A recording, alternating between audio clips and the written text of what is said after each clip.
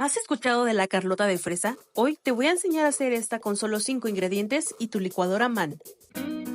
Agregas a tu licuadora leche condensada, leche evaporada, una barra de queso crema, jugo de limón y fresas.